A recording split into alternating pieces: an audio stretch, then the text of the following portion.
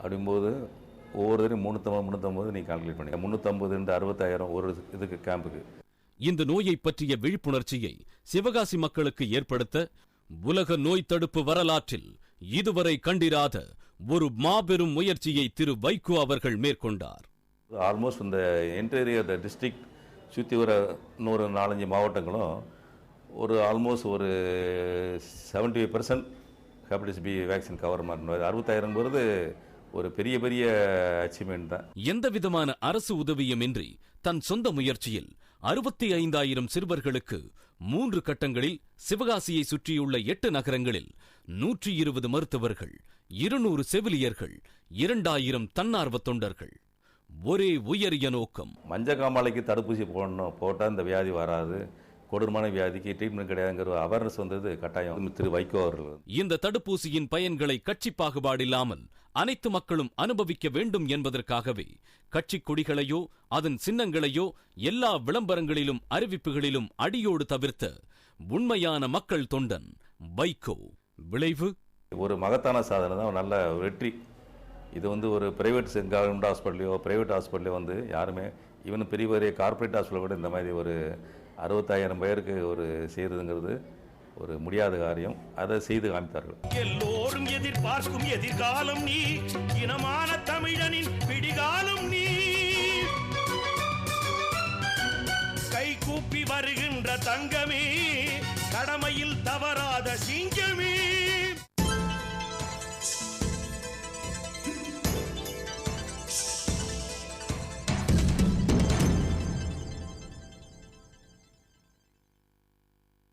மாநகராகட்டும், நகரமாகட்டும் அல்லது கிராமமாகட்டும், படிக்கும் இளைஞர்களின் கனவுகள் ஒன்றுதான். +2 முடிச்சுட்டு அப்போ இன்ஜினியரிங் படிக்கணும், இன்ஜினியரிங்கில் கம்ப்யூட்டர் சயின்ஸ் படிக்கணும், இந்த மாதிரி ஒரு ஆசை இருந்தது. அப்போ இந்த கனவுகளை நிஜமாக்கும் சாத்தியக்கூறு வேறுபடத்தான் செய்கிறது. இந்த நிலையில் இவர்கள் சற்றும் எதிர்பாராத ஒன்று நடந்தது. கிராமப்புற மாணவர்களுக்கு ஏதாவது நல்லது செய்யணுன்ற ஒரு காரணத்துக்காக கிட்டத்தட்ட 6 மையங்களில் நுழைவுத் தேர்வு பயிற்சி வகுப்பு நடத்திடும்.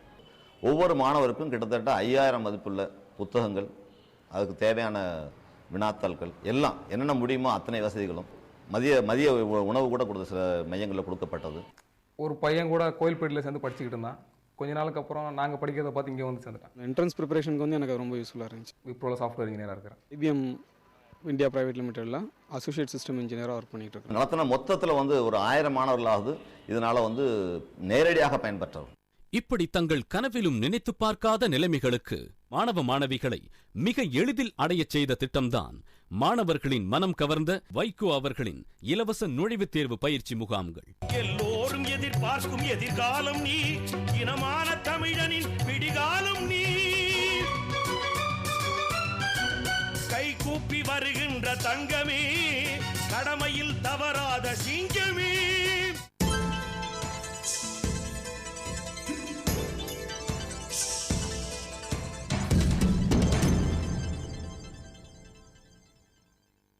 கடந்த 7 ஆண்டுகளாக சிவகாசி ரயில் நிலையத்தில் இதுவரை நிற்காத ரயில்கள் நின்று செல்கின்றன. இங்கேருந்து தென்காசி செங்கோட்டை போறதுக்கும் ரொம்ப வசதி, இங்கேருந்து மதுரைக்கு போறதுக்கும் எங்களுக்கு ரொம்ப பிரமாதமா இருக்கு, கம்ஃபர்டபுளா இருக்கு. திருத்தங்கல் ரயில் நிலையம் ஒரு முக்கிய நிறுத்தமாக உருவாகி வருகிறது. மாபெரும் சரித்திர மாற்றத்திற்கு திரு வைகோ அவர்களும் மதிமுக கட்சியும் மட்டுமே காரணம் என்பது அனைத்து தரப்பு மக்களும் அறிந்து ஏற்றுக்கொண்டவை. பிராட்கேஜ் வந்ததுலேயே நல்ல பெனிஃபிட் தான் கிடைச்சிருக்கு. இப்போ மாதம் 40,000 50,000 பேசஞ்சர்ஸ் போகிறாங்க. ஆனால் அனைத்து தரப்பினரும் அறியாத விஷயங்கள் என்னவென்றால், இதை சாத்தியமாக்க ரூபாய் 400 கோடி செலவில் 327 கிலோமீட்டர் தூரத்திற்கு அகல ரயில் பாதை தேவைப்பட்டது. சாத்தியமில்லை என்று முந்தைய அரசுகளால் கைவிடப்பட்ட திட்டம் இது.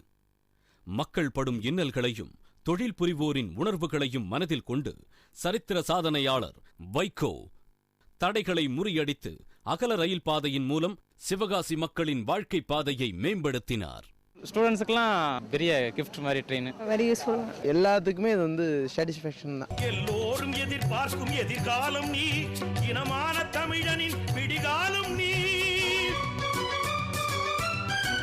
கை கூப்பி வருகின்ற தங்கமே, கடமையில் தவறாத சிங்கமே.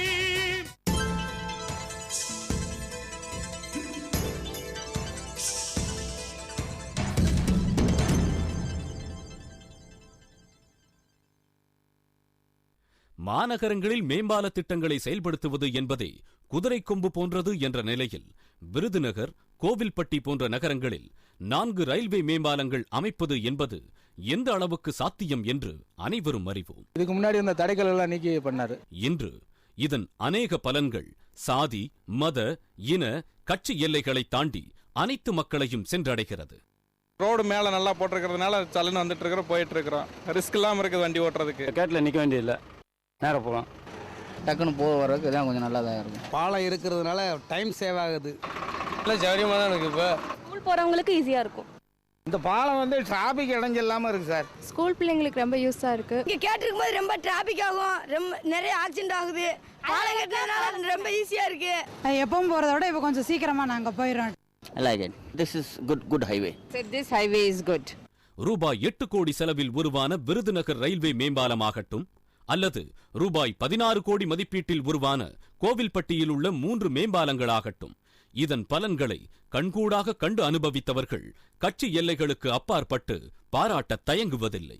இந்த மேம்பாலத்தை உருவாக்குனது வைக்கோ, அவருக்கு முதல் நன்றி சொல்லணும். விருதுநகரை பொறுத்தவரை பெரிய சாதனை தான். ஆனால் அருமையாக பண்ணியிருக்காங்க. பாலம் எல்லாத்துக்குமே நல்லா தான். இந்த வைகோ அவருக்கு தான் சார் எங்களோட முழு நன்றியை நாங்கள் சொல்லிக்கிறோம் சார். எல்லோரும் எதிர்பார்க்கும் எதிர்காலம் நீ, இனமான தமிழனின் விடிகாலம் நீ. கை கூப்பி வருகின்ற தங்கமே, கடமையில் தவறாத சிங்கமே.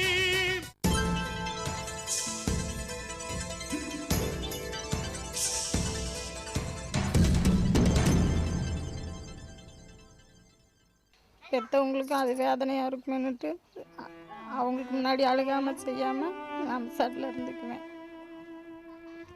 என்னோட இதை பாரத்தை நான் கடவுள்கிட்ட சொல்லிட்டு நம்ம பேசாமல் இருந்துக்குவேன். இப்படி பல ஆண்டுகளாக ஆசைகளை தங்களுக்குள் பூட்டி வைத்துக் கொண்டும் ஸ்கூல் லைஃப் போகும்போது பசங்கள்லாம் கிண்டல் பண்ணுவாங்க, நான் நடந்து வர பார்த்து கிண்டல் பண்ணுவாங்க.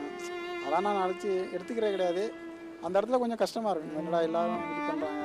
சமுதாயத்தின் மனப்பான்மையை சகித்துக் கொண்டும் தாயாப்பம் கூட கவனிப்பு இல்லை, நாங்கள் தான் கவனிப்போம். இதை வச்சுக்கிட்டு வேலை வெட்டி கூட பார்ப்போம். வறுமைக்கும் சூழ்நிலைக்கும் இடையே சிக்கித் தவித்துக் கொண்டும் போலியோ, விஷக்காய்ச்சல் போன்ற பல்வேறு காரணங்களால் கை கால்கள் செயலிழந்து எங்கே போனாலும் தவந்துட்டு தான் போவான். தவழ்ந்து கொண்டும் பறக்கும்போது இதே மாதிரி கால் இப்படி இருந்துச்சு, தடுமாறிக்கொண்டும் இருந்த சாச்சி நடப்பேன், கையை பிடிச்சு தான் நடப்பேன். 8116 பெண்கள், கொஞ்ச தூரம் நடந்தோடனே கீழே பொத்து பொத்துன்னு விழுவேன். சிறுவர்கள் மற்றும் இளைஞர்கள் இயல்பு வாழ்க்கை வாழ வழிவகுத்தவர் கண்டிப்பாக வைக்க சார். அவரை தவிர வேறு யாருக்கு நான் சொல்ல முடியும் சொல்லுங்க. ஒரு ஊக்கத்தை கொடுத்தது அவங்க தான். வைக்க தலைவரை டெய்லி தூங்கும் போதும் எந்திக்கும் போதும் அவருக்கு நான் திட்டுவேன்.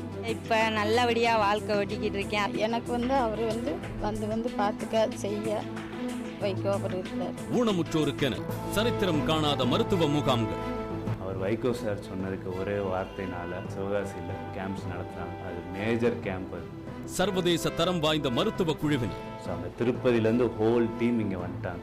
Plaster technicians, x-ray technicians, investigations பண்ணுறவங்க எல்லா டீம், அவங்களுடைய ஸ்டாஃப் நர்சஸ் எல்லாருமே கூட்டு வந்து ஒரு கல்யாண மண்டபத்தில் வச்சு ஒரு கேம்ப் நடத்தினாங்க.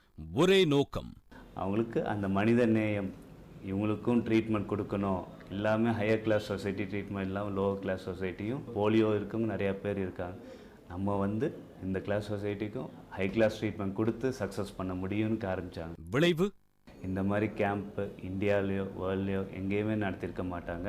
அவ்வளோ பெரிய மெகா கேம்ப் அது. ரொம்ப சாதாரணவங்க மக்களுக்கு ட்ரீட்மெண்ட் கொடுத்து குணப்படுத்த முடியும்னு காமிச்சார்.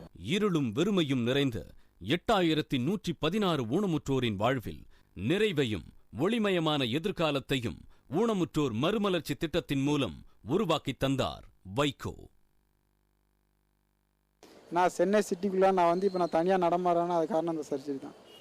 இந்த சர்ஜரி பண்ணலன்னா அந்த இவ்வளோ தூரம் நான் வந்திருக்க மாட்டேன். ஒரு ஆள் ஹெல்ப்புக்கு கூட்டு தான் வந்திருக்கணும். அந்தளவுக்கு ஹெல்ப்புக்கு கூட்டு வரதுக்கும் ஆள் இல்லை. நான் கண்டிப்பாக பிஇ படிச்சிருப்பேனா அப்படிங்கிறது ஒரு கேள்விக்குறியாக தான் இருந்திருக்கும். இப்போ நடக்கிறேன், நல்லா பள்ளிக்கூடம் போயிடுறேன். ஆப்ரேஷன் பண்ணதுக்கு அப்புறம் தான் எனக்கு திருமணமே ஆயிடுச்சு. 2 குழந்தைய இருக்கு. இப்போ நான் எல்லா வேலையும் நான் பார்த்துக்கிறேன். ஆப்ரேஷன் பண்ணி நடந்த பிறகு தான் கல்யாணமே முடிஞ்சிச்சு. நான் கல்யாணம் முடிஞ்சு இப்போ மாசமா இருக்கேன். வைகோ அவர்கள் சிவகாசி மக்கள் மீதும் அவர்கள் சுகாதாரத்தின் மீதும் கொண்ட அக்கறையின் நிமித்தம் காலரா போன்ற கொடூர தொற்று நோய்களை தடுக்கும் வண்ணமாக 39 பொது கழிவறைகளை ஏற்படுத்தினார். நாளுக்கு நாள் கூடி வரும்